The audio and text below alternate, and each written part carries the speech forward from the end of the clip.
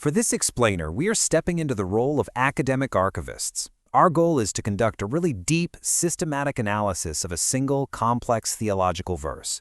We're going to focus entirely on the intricate arguments presented within our source material, which is a detailed commentary on Surah Ar-Ra'd, verse 25. And to be perfectly clear, this entire analysis is a forensic examination of one specific source, the commentary on Surah Ar-Ra'd by Ayatollah Javadi Amoli. Our job here is simply to present the author's detailed arguments with complete fidelity. We're going to leave no stone unturned. So, here's our roadmap. We're going to move through this systematically in 6 parts. We'll start with the verse itself, then we'll dissect the author's arguments about the divine covenant, what it means to violate it, and the consequences of doing so. And finally, we'll wrap up by looking at the textual evidence that underpins the whole analysis.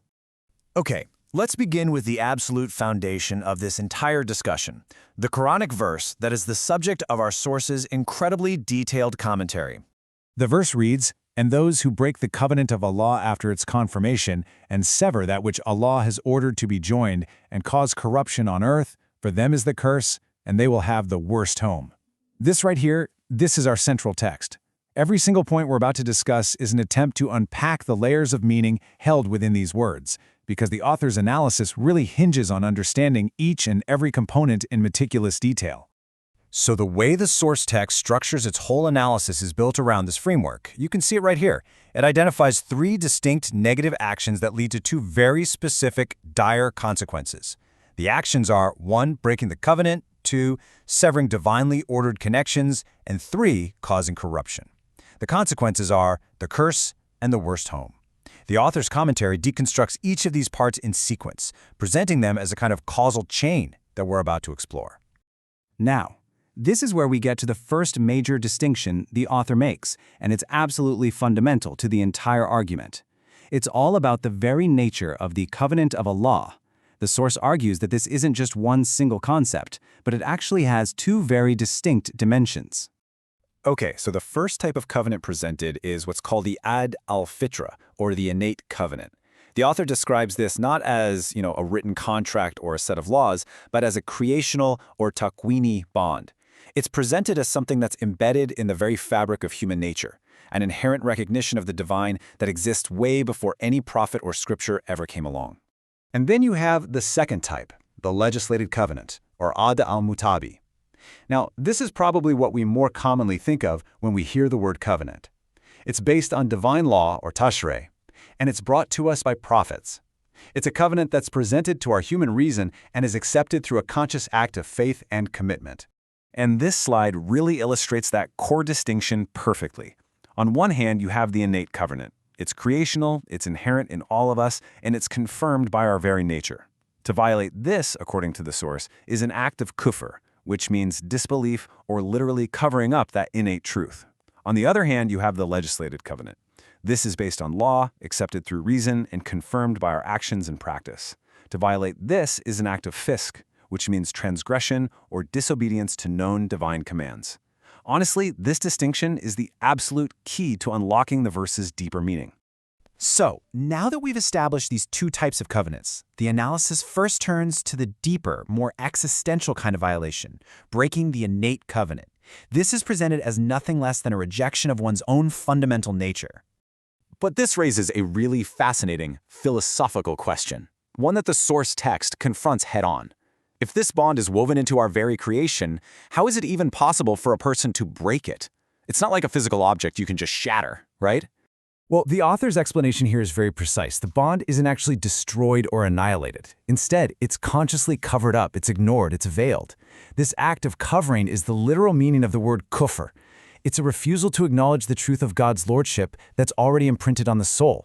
And the source connects this directly to the Quranic narrative of the Day of Last from Surah Al-Araf, verse 172, that primordial moment where all souls testified to God's reality. So breaking this covenant is an internal act of rejection. And the consequence? It darkens one's spiritual perception, which then makes it much, much harder to recognize and accept the legislated covenant brought by the prophets. Okay, so we've moved from that internal act of disbelief. Now the analysis transitions to the external, observable actions that are associated with breaking the legislated covenant. And this brings us to the next critical clause in the verse. This phrase right here, Sever that which Allah has ordered to be joined. This is the primary way that breaking the legislated covenant shows itself. It moves from the internal state of the heart to concrete actions out in the world. And the source's commentary is dedicated to identifying exactly what these divinely ordered connections are. According to this analysis, this isn't just some vague command. As you can see, it refers to 3 very specific categories of relationships that God has mandated must be maintained. First, the connection to divine leadership. Second, the bond of family and kinship. And third, the social fabric of the religious community itself. So, starting with leadership, the source is incredibly emphatic here. The primary connection that must be maintained is the one with divinely appointed guides, specifically the Prophet Muhammad and, according to the author's tradition, the Imams of the Ahlul Bayt. Severing this tie means rejecting their authority, ignoring their teachings, and trying to separate the Qur'an from its designated interpreters. This is presented as pretty much the most significant act of severing you can commit. The analysis also places a huge emphasis on family. The act of severing kinship, which is known as Qat al-Rahim, is elevated from just a social misstep to a major theological violation. The author presents it as a direct act of disobedience against God. And to back this up, this source explicitly cites a narration from Imam Ja'far al-Sadiq, who is said to have identified this very verse as referring to those who cut family ties. So this frames kinship not just as a social good, but as a sacred trust. And the third connection is the community, the ummah. The author argues that God has ordered the believers to be united.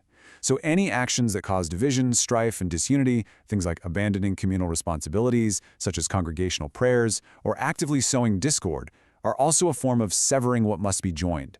Preserving social and religious cohesion is presented as a divine mandate, and disrupting it is a really grave offense.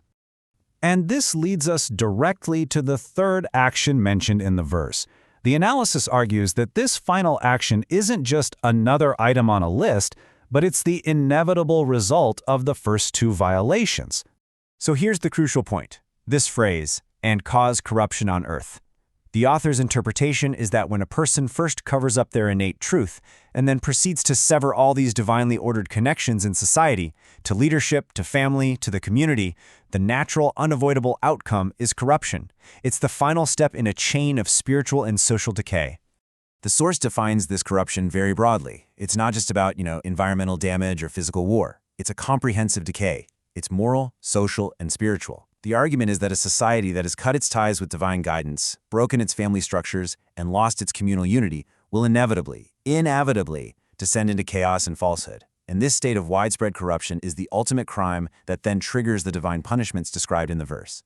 And this table lays out the 2 consequences for those 3 actions perfectly.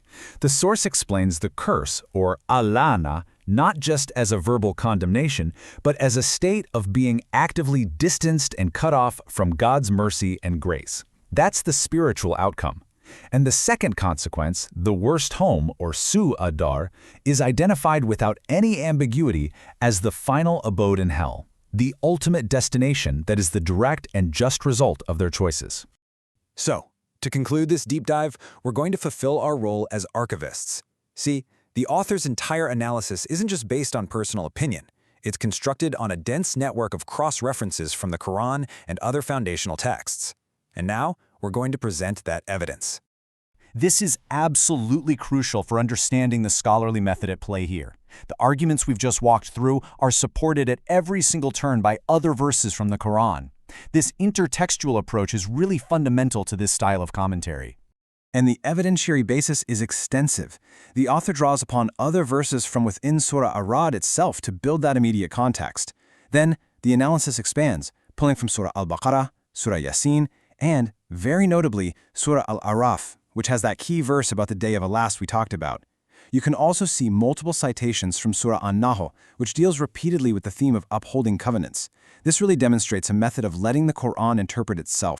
And the list just keeps going, pulling evidence from Surahs Yunus and Al-Isra with more citations from An-Nahl to reinforce points about fulfilling promises. It's also vital to notice reference number 14, which cites Naj al-Balagha, the collection of sermons from Imam Ali. This shows that the author's methodology incorporates foundational hadith literature right alongside Quranic exegesis to build this comprehensive theological argument. This evidentiary base is what gives the author's commentary its scholarly weight. And so, we end with this question, which really emerges directly from the source's intricate analysis. We're presented with a covenant that's imprinted on our very being, and another one that's presented to our free will. The analysis we've just explored suggests they are deeply intertwined, but it leaves us to really ponder that precise relationship between our inherent disposition and our conscious choices in our relationship with the divine.